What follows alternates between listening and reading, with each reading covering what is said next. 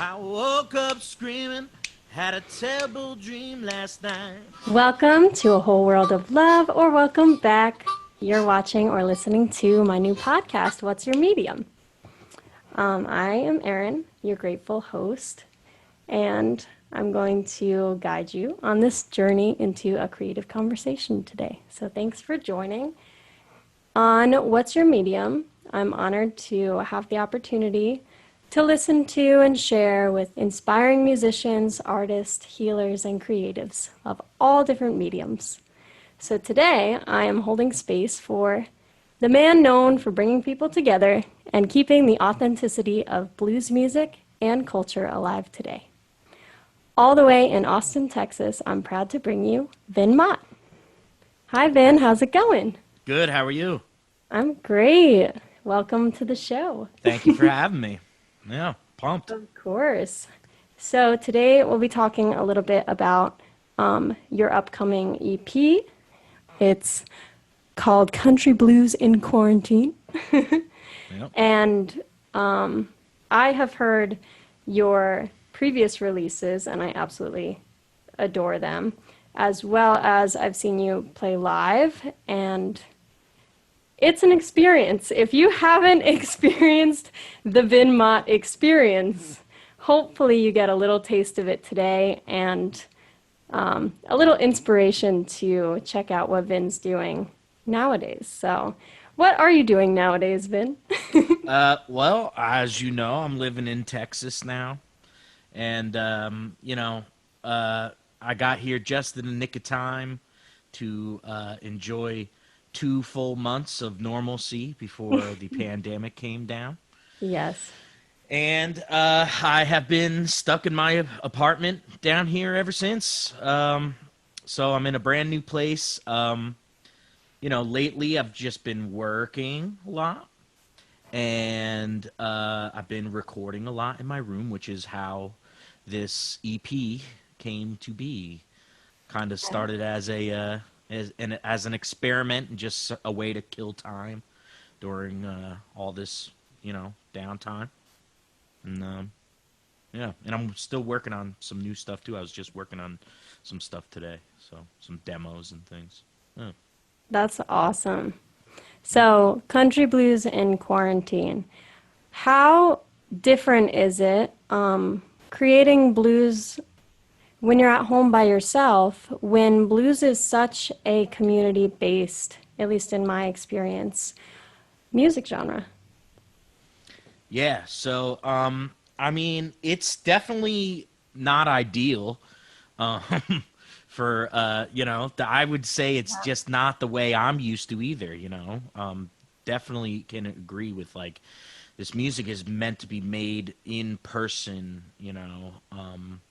But I mean, the whole subgenre of Delta blues, I've been really, really. I mean, I've always studied it in my you know blues education, but during lockdown from like March through till like June, I really kind of focused on Delta blues, which is all kind of mainly like solo, Oh, okay. one guy with a guitar kind of stuff, for the most part, or a resonator guitar, whatever. So I've been at lately more heavily influenced by stuff like that. Sure. I mean, to be honest, I'd say about half the tunes on the record I wrote previously, like even some of them before, or at least were like started in a way before I moved here. So I already knew I had some new music to one day record and do something with. And then the other half of tunes, obviously I've written out of inspiration that I've gained since being here, or lack of inspiration sometimes is your inspiration. Sure. But Yeah, I feel that. I feel that definitely. you know, so the factor of, like, I just told myself, like, look, gigs are out of the question for the time being, right? Getting together and rehearsing a group of musicians who are all new to my stuff here, it's out of the question right now. So the next best thing is just to do it yourself, you know. And I've uh, I've done some things on the last two records, like fully, like I mean, they were all the songs on the last two records were written by me, and pretty much arranged by me. And I had the general idea. I just couldn't. I didn't have the gear or the know-how to do like the actual recording and mixing and mastering process. So that was all brand new to me, and that's all stuff that I just kind of learned to do on my own through this. I had help from the great Phil Silverberg as my mentor in all Shout that. out to Phil. Shout out to Phil Silverberg. Yep. Without him, I wouldn't have gotten them to where they are sonically. And but yeah.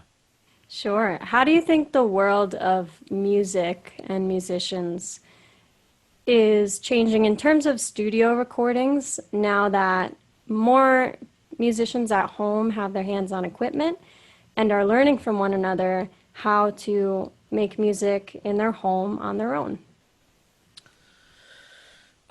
Well, I mean, I would hope that there's more of what like I was doing going on. You know, people who never thought they would be in a situation where they had to just kind of, if they wanted to put something out, you have to do it yourself and learn some brand new skills that are hard. You know, hard to Yeah. understand in a lot of ways. Like some things, like with like mix and master, to the untrained ear is like, what, I don't know what I'm doing really. For the most part, I'm turning, not just turning knobs, but that's what I hope most people are not afraid of doing in this time, is like, don't be afraid. I was talking to another buddy of mine, Adam the Jamian, who when I announced I was putting this out, he reached out and said, congrats, I'd love to hear it.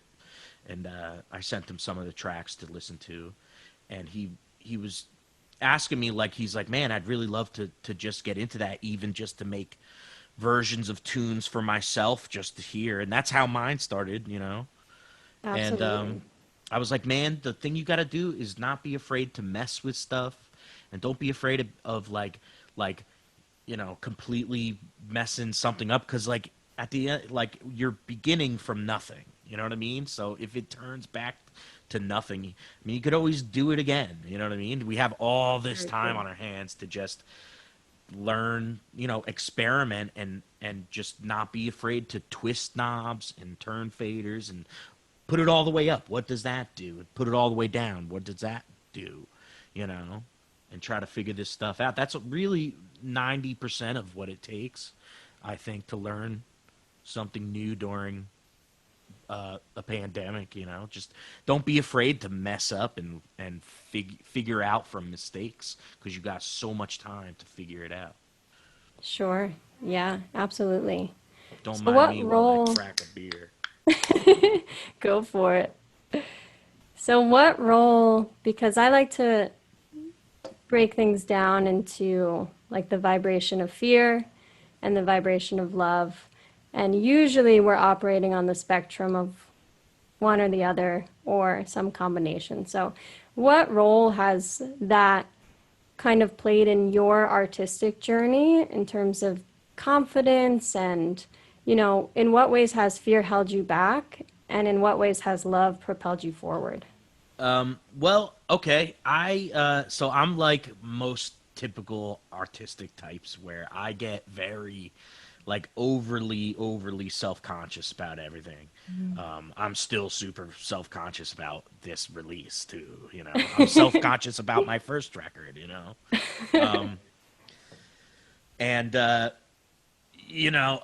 that's where I'm comfortable, and that's like always my fallback, like default emotion, is like, man, I'm not good enough, or this isn't good enough, or my playing isn't good enough. And I think it was like when I first started doing what I'm doing now, the blues thing and fronting the band. When I first did it for the first time, like, that era of my life was like, definitely, I was completely confined to that to like I couldn't break out of that box of being afraid of what people would think, you know. And Like in your human experience, that's yeah, where you were. yeah. And I just like I was kind of at my wit's end with like the way my life felt to me, you know?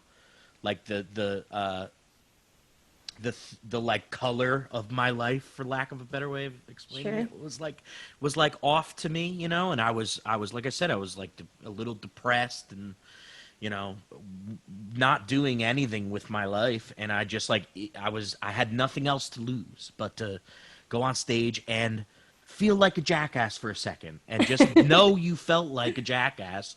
And like, you know what I mean, like Yeah. the whole like you gotta like oh, not in the same way, but you got to do something dangerous to feel alive. You know what I mean? Yeah, it's People who have vulnerable. that thing about them. It was sort of like that, like jumping off a ledge for me. You know, I think the first gig I even played, I played solo to like backing tracks and just played harmonica and sang over like backing tracks. You know what I mean? I mean, to me, it's like, you know, like I would never do that now, but Right. like it took it took just a few times of getting comfortable with jumping off that ledge to get over my fears and self confidence issues that I had with myself. And from there, once I learned to like that I was bigger than that, everything kind of started. All the blocks started falling into place. You know, like people started. I got a good solid group of you know musicians together, and I was booking as much as I possibly could at that time, playing at least like 3 times a month with my band. And I'm talking at the beginning, you know, and people started noticing and started coming to my gigs, and sure enough, I'd start recognizing people at other places too that who have come see me before, and you know, everything just started to snowball from there once I got over that. And on the other side of the spectrum, I mean, I was raised in a very loving family, and I have a lot of support from my parents. You know, I'm very lucky in that way. Not like maybe typical most musicians, you know, might have like, you know, or artistic types might have families that don't support what they do. I knew a few people back at Berkeley who like they were just like I'm paying every red cent of this because my parents wanted me to be a lawyer. Right. Yeah. And so I know I have it lucky, and I come from a place and I have like a foundation of support under me, which as well just lets you know like no matter what you do and you know what kind of wrong turns you might make, or not even wrong turns, but like everything's gonna be all right because you know you got family and you always have a home, and that's a big part of my parents and stuff. So I want to thank them for that. Oh. Yeah, absolutely. I mean, that's the thing. Everybody has love in pockets in their life, right? Like the same way when we talk about fear and love, it really is just this cohesive fluctuation. And so if you grew up in a loving home, but someone else maybe found or witnessed love somewhere else in their life, you know, Yeah. it really is just about witnessing all of that, I guess, Mm-hmm. and keep keep moving and keep taking those risks, like you said, to propel yourself forward in the name of love, but also, you know, in the name of confidently going into the mysterious parts of life, right? Yeah. And Yeah. not being afraid to be swallowed up by it, because there's so much spirit, there's so much magic in those vulnerable moments that if we don't take that leap, we risk not even feeling that at all. And the beauty of it is you talk about that first time you performed and you had the backing tracks. But, you know, that's not what you're remembered for. You're Yeah. remembered for those shows where everybody's dancing and Hmm. everybody's laughing and singing and talking and connecting, and musicians are switching in and out. And it really is, it's such a community Oh yeah, experience. that's and that too. You know, those times where you came to my gig specifically at the Great Notch. I mean, shout out to Rich Hempel and the Great Notch Inn if he's watching this, because Yes. that's the best place. That was my home turf for 2.5 years at least right before I moved. And I mean, you saw a few gigs there and how those were our best gigs. All of our favorite gig was at the Yeah. Great Notch. We played there like I think we played there every month for like 2 years, once a month. Absolutely. And I Yeah, saw we you used at to. the Blues Fest in, where was that? Oh yeah, yeah. South Mountain. That was yeah, the South Mountain Reservation for the South That was Mountain really fun International too. Blues Fest.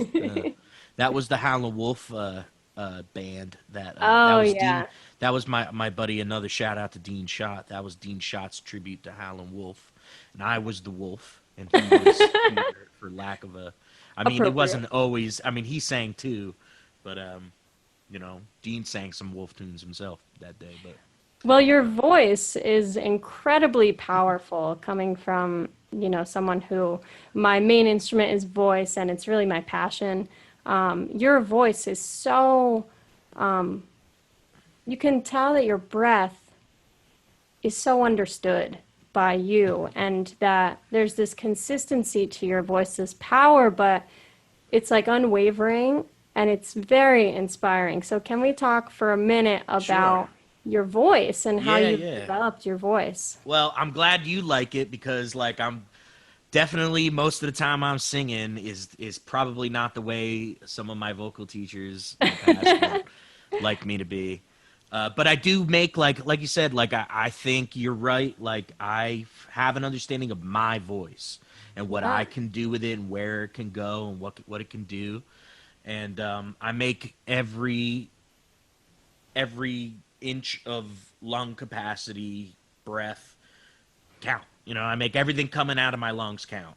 You know, and you know, and so I started singing. I guess I'll say in seventh or eighth grade. I was in like a pop punk band back then, and I was playing drums, and I was writing songs on my brother's acoustic guitar, little power chord Blink 182 style pop punk Yes. songs. You know, writing like how the girl I like in gym class won't look at me. You Oh, I know, know that type. We all started there, Vin. and so I not only was I playing drums, but I started singing a couple of tunes lead in this like little kid punk band I was in, and that kind of just continued through the bands I was in high school until I guess it was junior year. I did choir in high school, and just because I was already tight with the choir teacher at that time from being so heavily into basically everything else that wasn't choir, I was in. I was in band, marching band, concert band, jazz band. You know, Mhm. like I was tight with any of the teachers in the music department. And so like I was a junior and like, he kind of like just I didn't have to audition for like the higher choir. There was like a select choir, I think it was called, and he just like threw me in there because he knew I could handle it musically, and he knew I was starting to think about maybe doing music as a career. And then I took lessons from someone who that choir teacher suggested. I took a couple of when I say I took lessons, I took like 6 lessons at the most. Yeah. From this guy. He was I forget his name, but he was a professor of voice at Montclair State, and he lived in this house in Upper Montclair. And I used to go to his house, and he'd give me a vocal lesson. But he was like an opera guy, you know what I mean? And he was like, let him listen to like some of the recordings that I had done in high school as like a singer songwriter, you know. And he's like, well, he's like, well, I could definitely help you sound better. But he was cool though. He was really awesome, and I was just a teenager and doing, getting in trouble and drinking hard. I probably had a girlfriend who would, like, if I was hanging with her that day, I'd just be like, I'll just call him and cancel. I took like maybe 6 lessons with him, so I was Yeah. like, all right, I shouldn't waste my money anymore. But just took like the little bit I learned in those 6 lessons, like about the diaphragm more than I could get from public high school. You know what I mean? Like I learned about the breathing in and how to get, how he didn't really go into the power aspect of it, but I just kind of figured that out by myself just from noticing, now learning through those lessons, noticing my brain and my lungs and my diaphragm and my heart rate and things like that while I'm singing. I learned all those things from him, and all those things I've always at the very least had in the back of my mind every time I sing. You know what I mean? Like I may not Sure. be following everything he taught me to the T, but I always have that. I always have some of those techniques in the back of my mind. So I think that worked to my advantage. You know, taking some lessons for vocals. And like you see, like where I want to go vocally, I'll get down low or I'll belt and be on. I could go on top of the band without the damn PA. That I Yeah. learned from just listening to the blues shouters, quote unquote, the blues shouters, Mhm. like uh Wynoni Harris and Big Joe Turner and guys like that. Like those are some of the singers that I really, really loved. Right, like even I mean, I just started listening to those guys in like college, but even to this day, there's some of my favorite stuff. They were the best sounding singers to me. Was those big band blues shouters. You know, Sure. I Yeah, always dig that vibe vocally. You know, I can tell. And it sounds like you had a strong, a foundation in it in terms of like the fundamentals that'll keep your voice safe from that teacher. But then it really comes back to, at least this is how I teach, it comes back to this willingness to witness and be aware of what's happening. And just like you said with audio, yeah. be willing to turn things up, turn things down, change it up, change your tone, and hmm feel what that feels like in your body. and to be able to just notice what your body's doing, I think is a skill that has to be you have to work on. The more you work on it, the more you realize those things. Absolutely. You can't just like kind of do it once and like say you've done it. Like to but that learning that skill is super important as a singer. To be able to read your body and to be able to notice like where am I feeling tense and not like just like muscle tense, just like where am I out of breath, like do I have enough breath to get through this phrase. Yeah, To notice those things absolutely.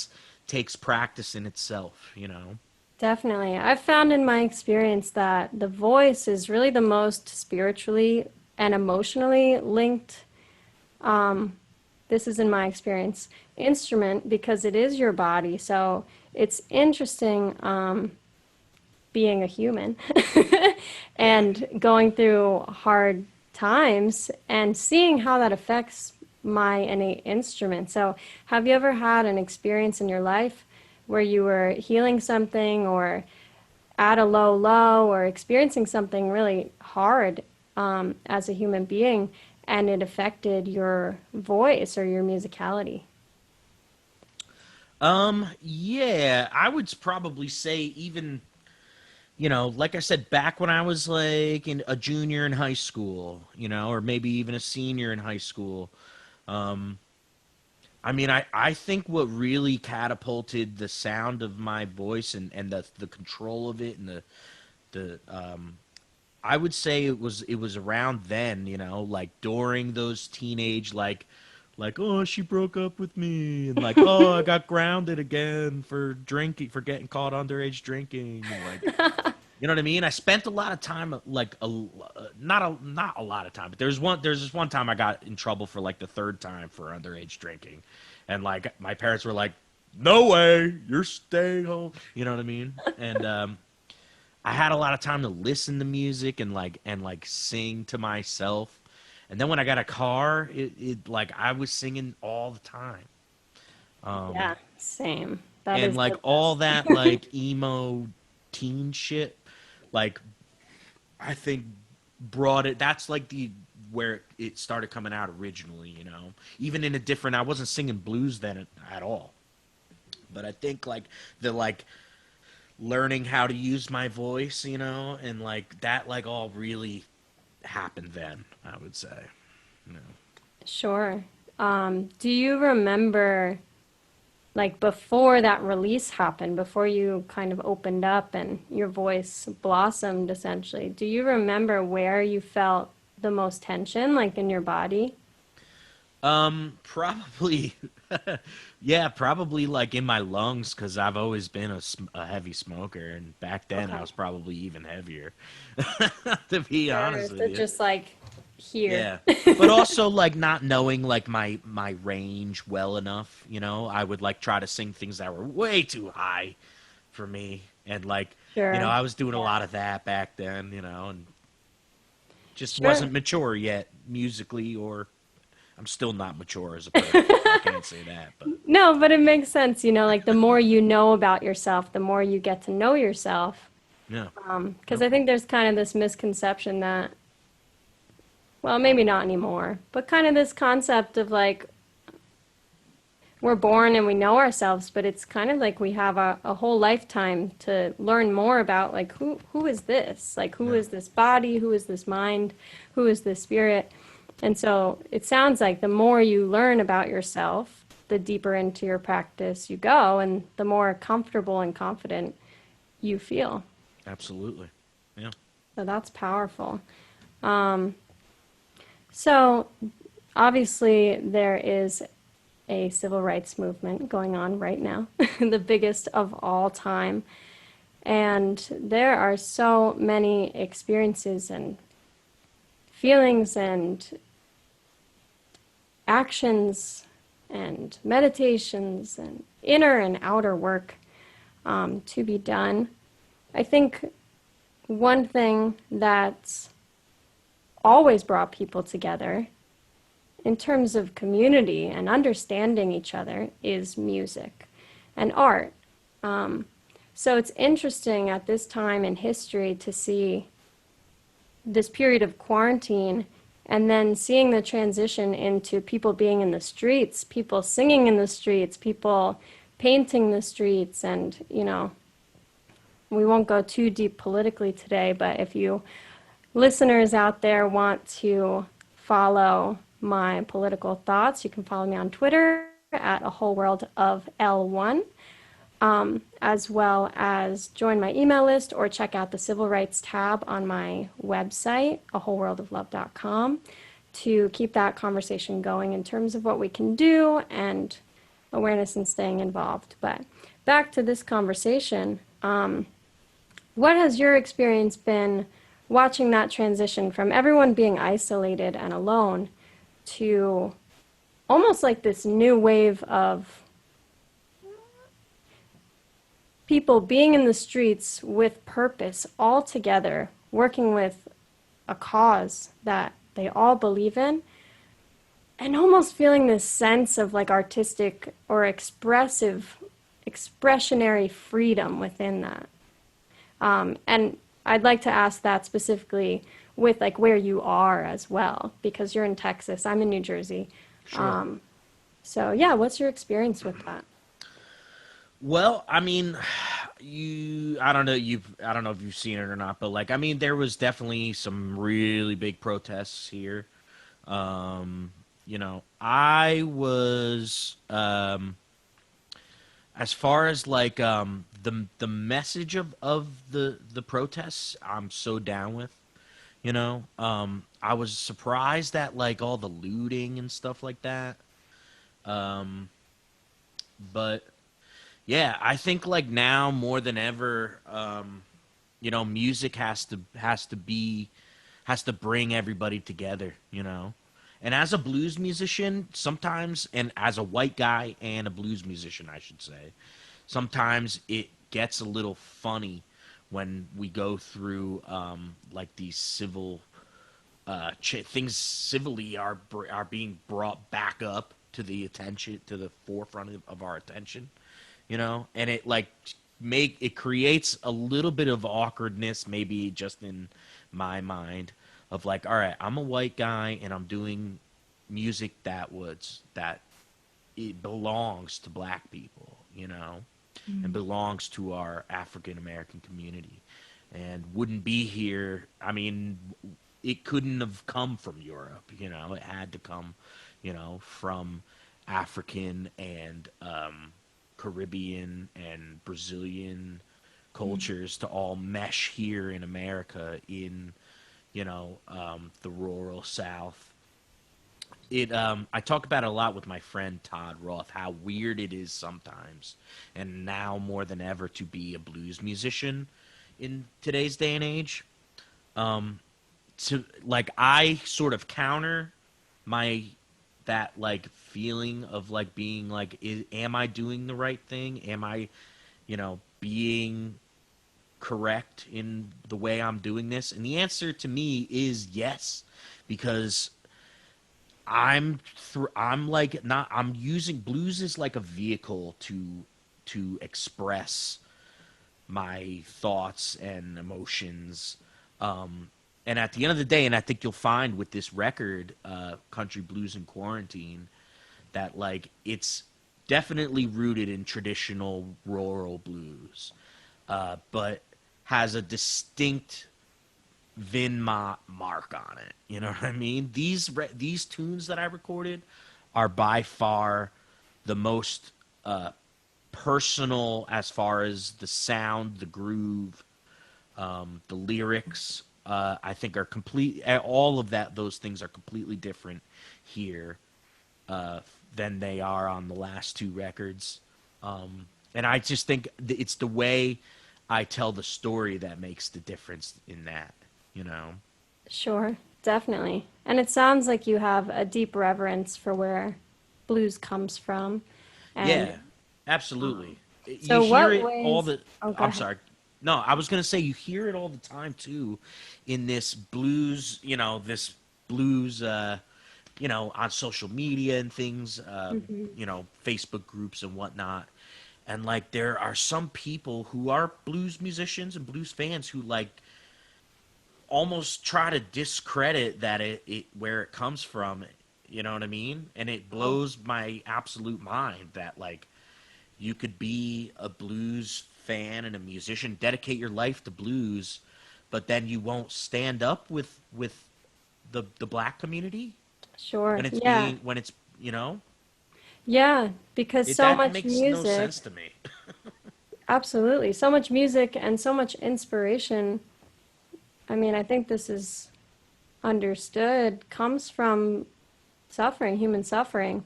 And so a lot of these deep genres we can trace back to our black brothers and sisters, or many different lineages of people who have experienced really hard shit, and birth these expressions that are shared, that live forever, that are transcendent, in the way that they can really reach everyone.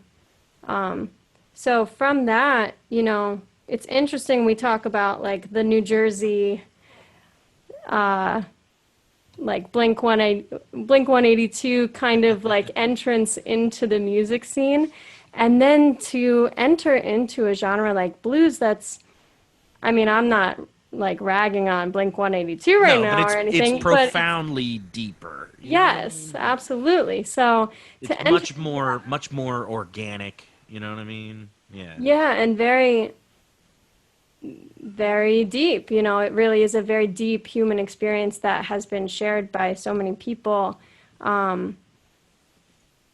culturally and systemically, and expressed in a way that's so free And so, free is the word. So Yeah. back then, when you were young and you just started hearing blues and you were talking about some of your biggest influences, do you happen to remember like one song or one artist that sat you back in your seat and you were like, life is expansive, man. Like life is more than my experience. I'll tell you, it still happens today on like a weekly basis where I'll True. hear about an artist that somehow I just never had heard of, but then realize that they have this body of work that's absolutely amazing, totally killer, right up my alley, and it happens all the time. But the story I like to tell is the first time I ever heard Chicago blues harmonica, like the real deal. Not from I had heard blues licks from like Southside Johnny and whatever might be on classic rock radio, but we're talking when I first was discovering blues.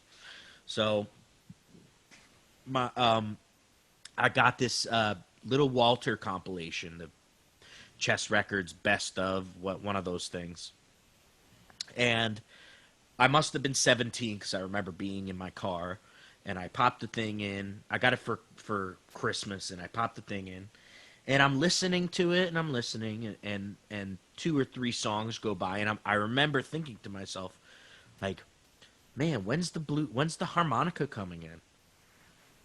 And the whole time the harmonica was playing, but like because that sound of like Oh, amplified blues harp was so completely different to me. Like I really had never heard it done that way with like from the 40s and 50s with the original what we know now as vintage amplifiers and microphones, for the harps and stuff. And I had never heard it. I thought it was just like a weird sounding guitar. I was like, man, that's a weird choice of guitar tone. But when's the harmonica coming in? And it took me like a few tunes, so I was like, wait a second, that's the harmonica. That's the harmonica. That sound is the harmonica. And that blew my absolute world apart. That's whenever I tell this story, that was the beginning of the sickness. I had to learn how to play. Not I was playing harmonica like Bob Dylan style, but at that point I sure. was like, that's it. Like I have to learn how to do that. And that's definitely a standout, a signature of your sets and of your sound is that electric or amplified harmonica. Sure. And it's so powerful. So I totally can relate and understand that, but through experiencing your music, which is really cool. Yeah, they call that the Mississippi saxophone I love it. because it's like a So sax. Yeah. it is. It's a horn in Yep. and of itself. It's a woodwind instrument. So, and to hear like how much power you can get out of it and how much tone and grit and there's so much to it. So, it's definitely a signature. I'm sure it'll be a signature on the upcoming EP, which I'd love to talk Oh about yeah. for a moment before we hear a little bit from you Sure. musically. So, this new record, we've been talking a lot about inspiration and, your history as an artist and as a growing spirit and musician. So, what about this EP is captivating and unique to this moment in your life that, in a way that anyone can pick up and relate to? Well, I don't know if anybody will be able to relate to my stuff, but I got like a song about like a werewolf. I can relate to that. I'll tell you what, that song, the werewolf, is actually was inspired. This was one of the tunes I had written like maybe 2 years ago, and just had it like in my back pocket, saved. And I was like, I know I'm gonna do something with this, and it's the it's about this recurring dream I used to have when I was a kid. It was a nightmare that I used to have all the time. And it was like I was waking up the dream goes, I was waking up on my bedroom floor, and the only, like, my closet door was open and the light was on, but that's the only light on in the room, you know. And I get up and I like look around and I'm like, man, I feel weird. And I turn around and look into the mirror that was in my bedroom, and I turn around and look at it, and I'm a werewolf, like literally like a wolf head is where my head should be, with red eyes and like blood coming out of the mouth, and like Oh it my like a gosh. wolf's head is my head, with red eyes. And I used to have that reoccurring dream like every so often when I was a kid. I used to have a lot of nightmares when I was a kid, but that was like a Sure. reoccurring one. And I just wrote this stupid song. I mean, I shouldn't call it stupid, but I wrote this song about being a werewolf. And a lot of the tunes, what makes this record's kind of different from anything else I've done. Not only is it more rooted in Delta and hill country styles, which typically my last two records were more heavily Chicago influenced. But the themes, the lyrically, this record is completely different from anything else I think I've ever done, in my opinion. There's a lot more. It's a lot darker of themes, and a little deeper of themes. Maybe with exception of the first track, Buck 110 Blues is just kind of a tongue in cheek thing. But everything else is kind of written from more of a like a poet's kind of, with a poet's voice. You know what I mean? Or at Sure. least that's what I was shooting for. And they're more based on, like I said, that one is based on a dream. There's another one based on a dream called Twister Dream Blues, which I'm gonna play today. And a couple of the tunes were written like while I was on tour a few times, and so that's what really makes this record different from anything I've ever done. And like I said, the influence musically, from like you'll hear things from like Doc being like Dr. Ross esque, Dr. Ross esque, or like John Lee Hooker esque. There's more of that flavor to this music. I recorded all the instruments except for the bass myself, and I played all the instruments except for the bass myself. And like I said before, I mixed and mastered it myself with the guidance of Phil Silverberg. But So we are truly getting the full Vin Mott experience in this. this is like the Dug deepest deeper. dive into my brain as I've done thus far with any of my music. This is the deepest into my head. Well, I think at this point in the interview, everyone can agree with me, hopefully, that we can't wait to hear some of it. So, would you like to do the honors and share a little bit of the sound? Absolutely. You want me to play? Can I? Yeah. Hell yeah. All right. Go I'm for gonna it. play one. This The is stage is yours. so I'll play one for you. This is track number 4 off Country Blues in Quarantine, and it's a tune that I play solo. It's the only tune that I play where I sing and play harmonica, and there's no other accompanying instruments but the harp. It's called Twister Dream Blues.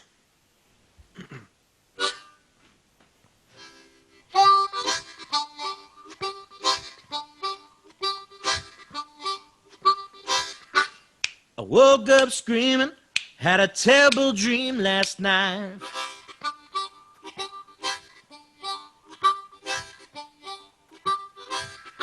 I woke up screaming, had a terrible dream last night.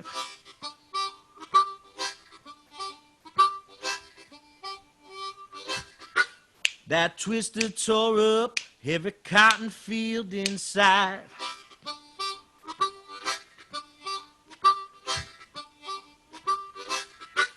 My hands were trembling as I looked up at the sky.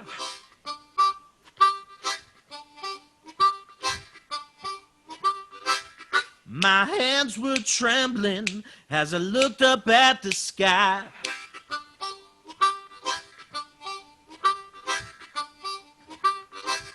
It looked so real, I thought that I might die.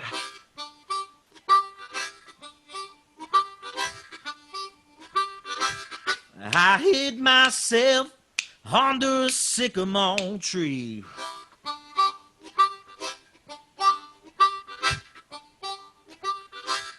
I hid myself under a sycamore tree.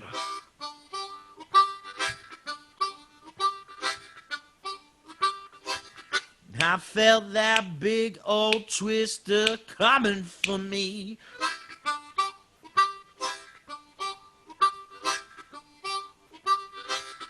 I watched that twister rip up an old black bone.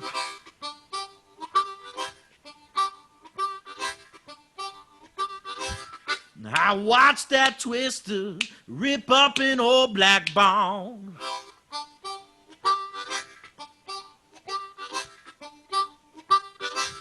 It danced on the rubble like a cat playing with its yawn.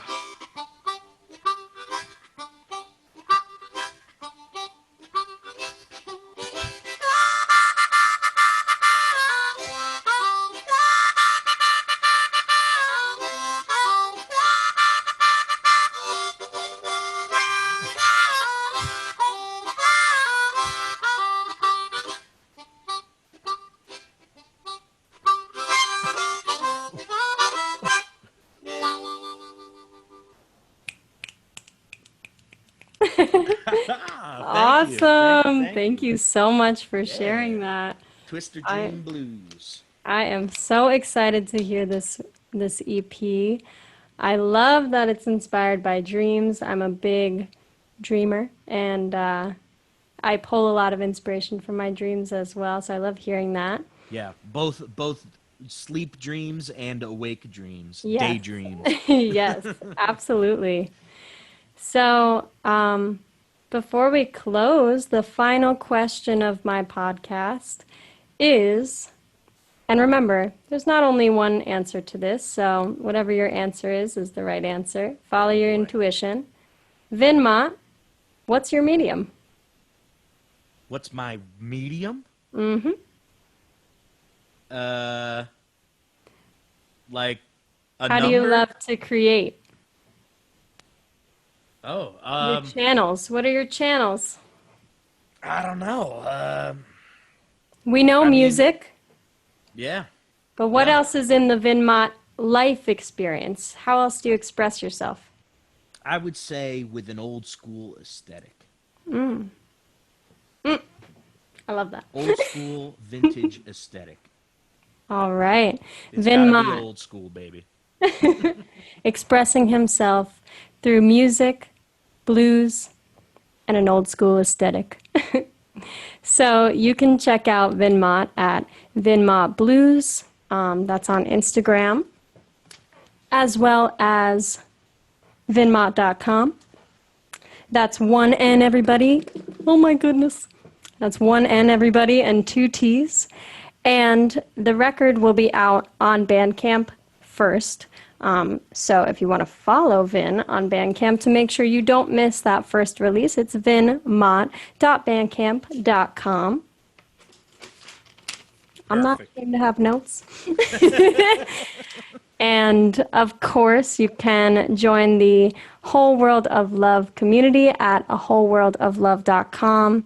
I have resources right now on the civil rights movement, as well as lots brewing in terms of a creative community. So if you want to share your process and get inspired by other people's process, go ahead and subscribe. Like this video, comment your thoughts and your ideas and your inspirations. On the website, you can join my email community, and you can follow me on Instagram at A Whole World of Love. I already mentioned the Twitter, but it's A Whole World of L1, and you're already on YouTube, hopefully. So I am so honored to have you on this first filming episode of What's Your Medium. I'm honored to be the And first. Thank you for having me. of course, and I'm sure I speak for everyone when I say we are super excited for this release. Um, Let me get the official note of the date. So, Vin Mott's new EP, Country Blues in Quarantine, will be out Monday, July 13th. Thank you Right. so much, Vin, Thank you and again. thank you all for joining me in a whole world of love. Have a beautiful day. Bye, Vin. Bye. See you next time.